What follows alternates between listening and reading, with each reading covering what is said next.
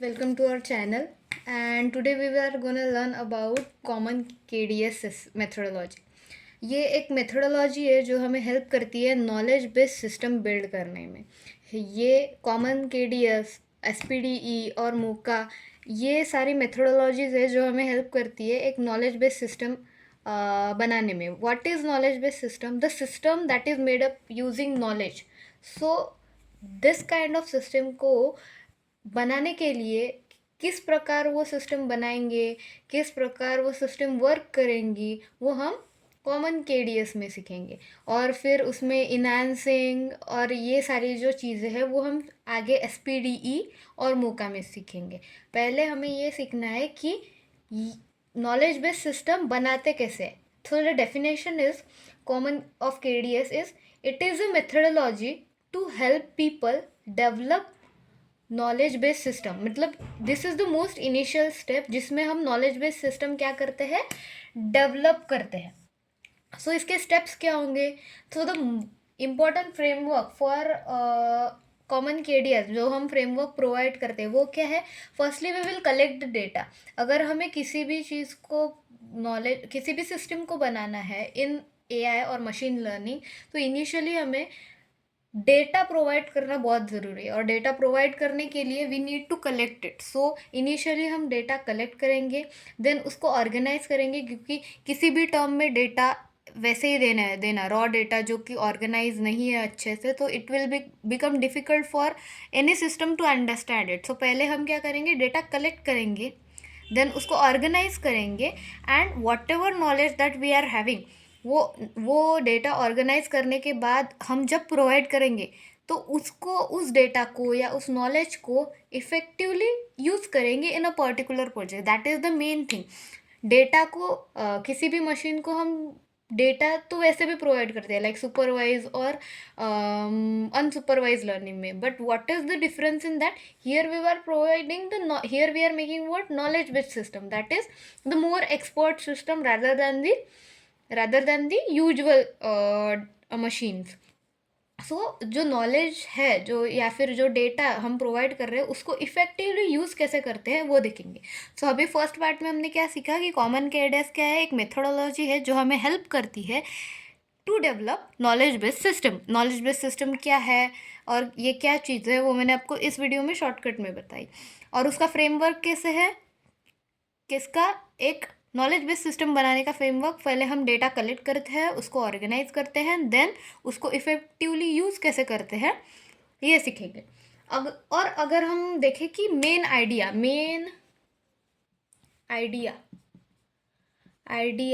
Behind common KDS is, क्या अलग बात है इसमें.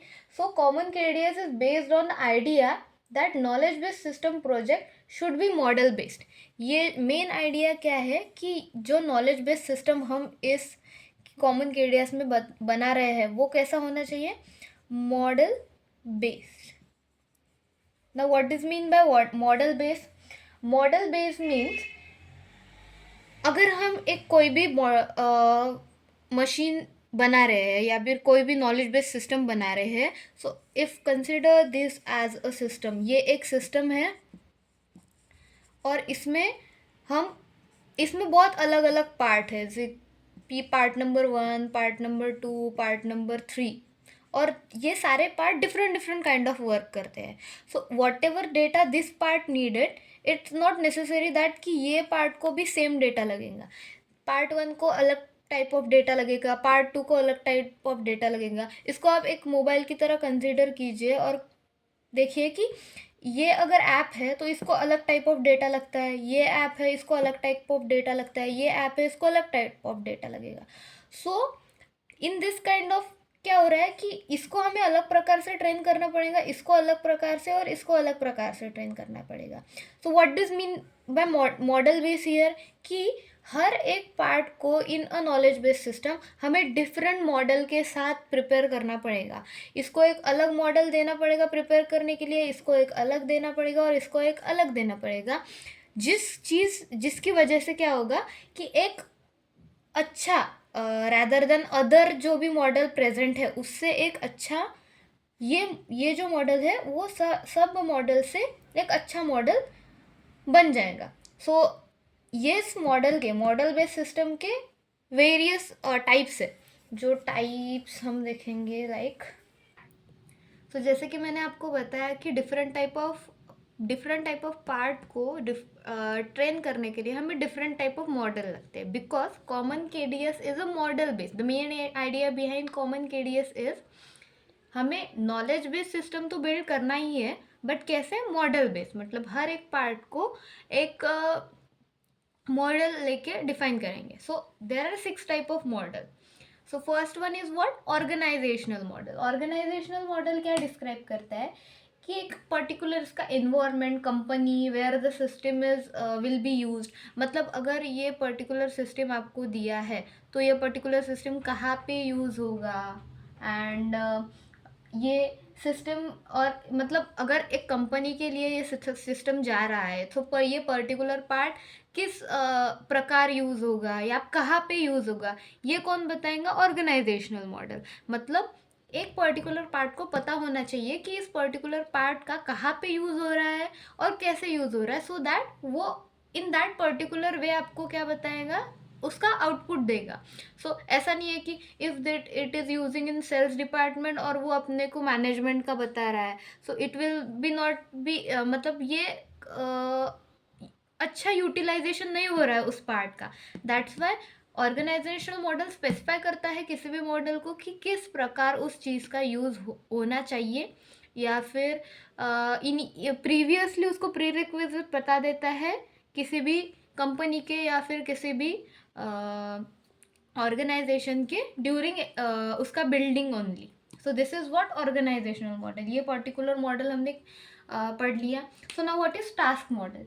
टास्क मॉडल क्या करता है? डिस्क्राइब करता है टास्क। मतलब अगर ये पर्टिकुलर पार्ट कोई टास्क करने वाला है, सो ये पर्टिकुलर पार्ट क्या बताएगा कि which type of task they need to do. Calculation करना है, स्टैटिस्टिकल डेटा करना है, डेटा विजुअलाइजेशन करना है, what type of work they need to do. So ये कौन बताता है? Task model. किसी भी पार्ट को एक पर्टिकुलर टास्क तो करना ही पड़ेगा, सो वो कौन सा टास्क करेगा ये स्पेसिफाई कौन करता है? Task model.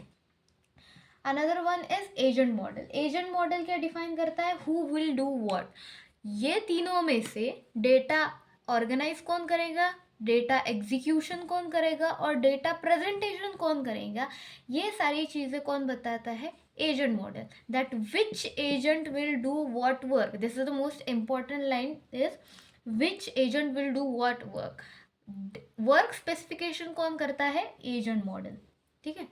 Expertise mode. Expertise mode means what? It represent the knowledge, expertise and performance and क्या, ये पर्टिकुलर जो मॉडल है, तो एक्सपर्ट मॉडल क्या बताता है कि it represent the knowledge, expertise need to perform that particular task. अगर हमें कोई भी पर्टिकुलर टास्क परफॉर्म करना है, फॉर एग्जांपल हमें कोई भी डेटा एनालाइज करना है, सो उसमें क्या होगा? एक पर्टिकुलर एक्सपर्ट अगर होगा तो उस चीज़ में, उस चीज़ का या फिर वो जो भी डेटा एनालाइज कर रहा है उस पर्टिकुलर चीज़ का उसे पूरा नॉलेज होगा।